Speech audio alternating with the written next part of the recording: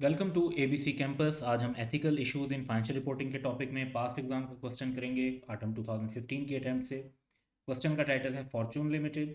तो Fortune limited FL is coated on stock exchange with revenue of over rupees 5 billion per annum. During the year ended 30 June 2015 FL has incurred a loss of rupees 26 million. तो listed entity और losses जो हैं, इसका मतलब है कि public interest भी involve है। और जो 26 मिलियन के लॉसेस जो हैं, इसका मतलब है थोड़ी सिचुएशन भी डिफिकल्ट है। The chief executive is of the view that declaration of loss में result in the bankers refusal to renew the credit facility. तो बैंकर की तरफ से भी इम्पैक्ट आएगा कि वो फिर शायद आपको जो लोन फैसिलिटी है वो रीन्यू ना करके दें। Therefore he wants to incorporate certain adjustments in the books of accounts that will result in a net profit of rupees 100 million। यानी 126 मिलियन की ऐसी एडजस्टमेंट्स हैं एटलीस्ट, यानी ऐसी एडजस्टमेंट जिनसे प्रॉफिट पे इम्पैक्ट आएगा और 126 मिलियन का लॉस भी रिवर्स हो जाएगा और net profit of 100 million show हो जाएगा।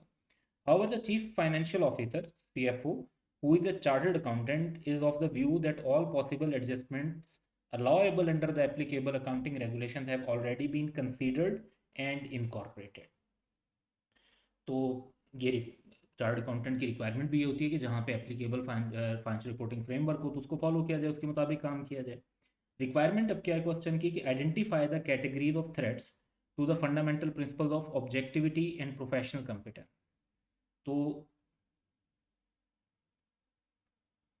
And due care that may be created in the above situation. एक तो हमने थ्रेट्स आइडेंटिफाई करने,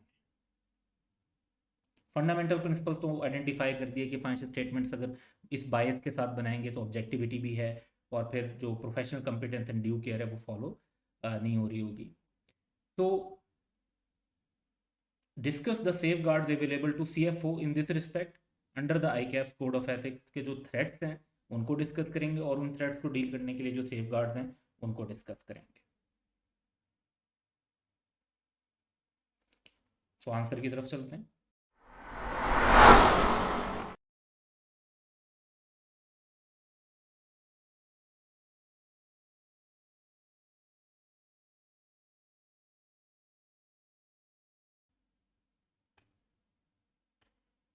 सबसे पहले थ्रेट्स की बात करें तो इस सिचुएशन में जो fundamental principles of objectivity and professional competence and due care में किससे रिलेटेड हमारे थ्रेट्स हैं। एक तो सेल्फ इंटरेस्ट थ्रेट है, क्योंकि जो एम्प्लॉयमेंट है वो CFO के लिए रेलिवेंट है कि अगर CEO की बात ना मानी तो उससे एम्प्लॉयमेंट पे इम्पैक्ट आ सकता है। और दूसरा ये भी हो सकता है कि जी जिस तरह लॉसेस वगैरह करने से और फाइनेंशियल सिचुएशन एंटिटी की ख़राब होने से तो CFO की अपनी सैलरी और जो दूसरे बेनिफिट्स हैं उन पे फ़र्क पड़ सकता है। तो एक तो एम्प्लॉयमेंट की वजह से सेल्फ इंटरेस्ट थ्रेट है। दूसरा ये कि जो चीफ एग्जेक्टिव की तरफ से एक्चुअल और परसीव प्रेशर होगा कि ये एडजस्टमेंट्स की जाएं, वो एक इंटिमिडेशन थ्रेट को इंडिकेट कर रहा है। तो ये दो रेलिवेंट थ्रेट्स हैं। इन थ्रेट्स को डील करने के लिए, इनको एक्सेप्टेबल लेवल तक रिड्यूस करने के लिए जो सेफ गार्ड्स अवेलेबल हैं CFO के पास वो क्या क्या हैं उनको वन बाय वन डिस्कस करते हैं। एक तो ये कि इसको कंसल्ट कर सकते हैं with superior such as audit committee वगैरह, क्योंकि चीफ एग्जेक्टिव तो खुद इसमें सिचुएशन में एक पार्टी लग रहे हैं। उसके बाद कंसल्ट कर सकते हैं पॉलिसीज़ और प्रोसीजर्स जो उस एंटिटी की हैं, विसल ब्लोइंग पॉलिसी या एथिकल जो पॉलिसीज हैं कि मैटर इंटरनली डिस्कस हो जाए। तो फर्स्ट जो फोकस है वो सुपीरियर्स के साथ डिस्कस करना, इंटरनल डिस्कशन करना ये है।